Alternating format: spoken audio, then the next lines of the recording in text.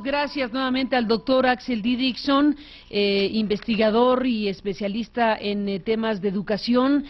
doctor en sociología. Y bueno, pues en un momento como este, Axel, buenos días y bienvenido de regreso a clases, millones de niños y niñas y jóvenes, y un momento muy particular que se vive en la educación en México. Gracias por estar aquí, doctor, buenos días y bienvenido. Muchas gracias, Carmen. Te saludo con mucho agrado a ti y a tu auditorio. ¿Cómo nos toma esta mañana el tema de la educación en México? Como decíamos, leyes secundarias, algunas movilizaciones, algunos paros, los chicos de regreso, todo junto, Axel. ¿Qué decir? Bueno, vienen en camino unos 20,000 maestros de la sección 22 de Oaxaca a protestar en la Ciudad de México, también de Michoacán, de Guerrero, los propios de la sección 9 del Distrito Federal y otras entidades de la República que se van a concentrar, decidieron concentrarse absoluta y totalmente en la capital. Va a haber paros, sobre todo en Oaxaca se va a paralizar el sistema educativo de forma completa, no así en los otros estados que he mencionado, pero aquí pues vamos a tener un primer día de clases. Como sabes, siempre estos primeros días se vuelven un poco caóticos en el tráfico y por la llegada temprano de los alumnos, pero esto se va a acompañar durante todo el día con movilizaciones muy, muy fuertes, creo yo, en protesta, porque la Secretaría de Educación Pública, después de haber tomado un acuerdo, digamos, no explícito, pero sí dentro del periodo extraordinario que se tiene en el Congreso de la Unión, había el planteamiento de que se discutiera en este periodo extraordinario exclusivamente uno de los reglamentos o de las leyes secundarias, la referida a la organización del Instituto Nacional de Evaluación Educativa. La Secretaría de Educación Pública decidió enviar las tres, una de las cuales es la más conflictiva, que es la reforma al 73 constitucional, que define el ingreso, promoción, reconocimiento y permanencia de los docentes, directivos y supervisores en la educación básica, desde la educación básica hasta la media superior, hasta el bachillerato, y tiene artículos que han sido impugnados por el propio magisterio, tanto del Sindicato Nacional de Trabajadores de Educación como de las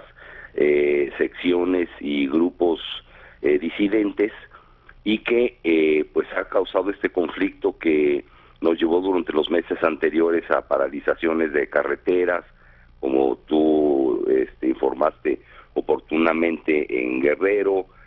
bueno, situaciones muy tensas y de represión, negociaciones después, tanto en Guerrero como en Oaxaca, que no fueran cumplidas, también foros multitudinarios en varias partes del país, organizados por la CENTE y de la propia Secretaría de Gobernación, y al final, después de todo un proceso de debate que pensábamos, donde yo participé directamente en varios de ellos, pensábamos que se iban a recoger algunas de las recomendaciones que estamos haciendo para que las leyes reglamentarias tuvieran un asidero estratégico en la política pública de mejoramiento sustancial en la educación de nuestro país, que mucha falta hace. Yo creo que es la primera reforma que hay que emprender, más allá de la energética, la fiscal u otras, porque de esta dependen muchas cosas, que tengamos los conocimientos y los aprendizajes para entrarle a las nuevas tecnologías de perforación, polímeros, petroquímica, etcétera. Tan solo para referirme a la reforma energética, ya no digamos de las telecomunicaciones, que requieren altos niveles de conocimientos, y pues prácticamente las leyes, las tres que envía la Secretaría de Educación Pública, y a partir de hoy hay una encerrona ya de las comisiones de educación del Senado y de la Cámara de Diputados, son idénticas, no recogieron lo sustancial las demandas que se habían prefigurado en estos foros y debates, y entonces pues obviamente el magisterio lo siente como un albazo, como lo dijo Ricardo Monreal con toda la fuerza y todas sus palabras, y de parte de los maestros pues como una traición, como un desentendido de lo que se ha trabajado desde prácticamente enero hasta la fecha. Serán semanas de discusión, uno espera, para que estas leyes secundarias aterricen finalmente, o ya en el marco de cosas que estamos viviendo, ¿crees que no se van a modificar? Mi punto de vista es que se va a comenzar con la, digamos, la más sencilla, que no lo es, pero sí tiene mayor nivel de consenso, que es la referida a la organización estatutaria orgánica del Instituto Nacional de Evaluación Educativa. Los propios miembros de la Junta de Gobierno han enviado de forma directa a las cámaras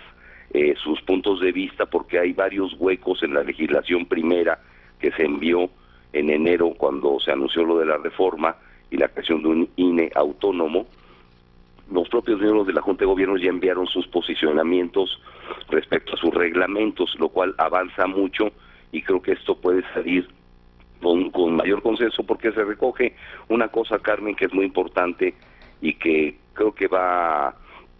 por lo menos ahí va a ser positivo, que es el paso. Al principio se decía, se va a aplicar una prueba estándar para todos, y el que no la pase se va. En una tercera ocasión va a haber un despido, o va a haber una reubicación de sus tareas y sus labores después de la tercera evaluación estándar. El propio INE confirmó y reafirmó que esto no va a ser así, que las pruebas y evaluaciones que se van a hacer no van a ser estandarizadas en todo el país para recoger la diversidad, los contextos distintos, los ámbitos donde se hablan lenguas indígenas, donde obviamente las condiciones socioeconómicas geográficas son absolutamente diferenciadas, y entonces se va a enviar a los estados estas iniciativas y metodologías para que los propios estados también aporten en las condiciones en las que desarrollan sus sistemas educativos. Y esto es muy importante. Creo que genera un nivel de confianza en el magisterio de que no va a haber una evaluación única, que era muy rechazada, y además como expertos, como investigadores, sabemos que esto no funciona de ninguna manera, a tal grado que el propio secretario de Educación ya echó para atrás la prueba enlace, que era una prueba censal estandarizada para alumnos hasta bachillerato. Tuvo varias versiones. Desde 2008 se fueron agregando materias en esta prueba enlace, pero a partir de 2013 se suspende, precisamente por eso, porque no dio los resultados como nosotros ya lo habíamos señalado y previsto. Bueno, aquí hay un avance, y creo que ahí podemos, en términos legislativos, sacar en este periodo extraordinario esta ley y a poner a funcionar el INE tal como está definido. Pero si